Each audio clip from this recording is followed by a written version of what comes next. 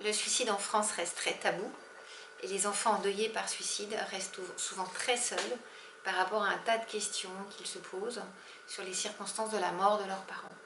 Donc pourquoi un livre sur le suicide d'un parent et comment accompagner les enfants dont un parent s'est suicidé? C'est parce qu'il n'existe rien pour l'instant sur le sujet et que les enfants ont besoin d'en parler. Donc l'objectif de ce livre, c'est d'être un support à la parole de l'enfant, parce que la prise en charge des enfants endeuillés par suicide nous permet de savoir combien ils souffrent du silence autour de la mort de leurs parents.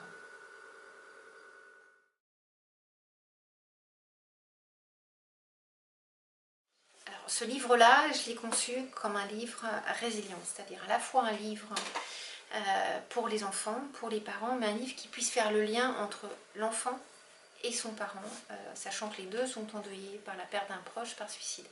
Donc je suis partie des propos des enfants, puisque en tant que thérapeute, je m'occupe souvent d'enfants endeuillés dans ces contextes-là, des propos des enfants, des propos des parents, avec un décryptage de l'un à l'autre.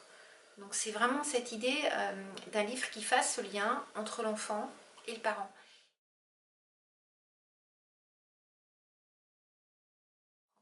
Alors, la mort par suicide est un drame très particulier dans la vie d'un enfant à cause du tabou justement autour du suicide.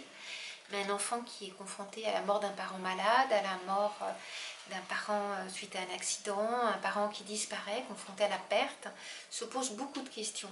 Et ce livre-là, il est aussi là pour permettre aux adultes de décrypter les ressentis des enfants.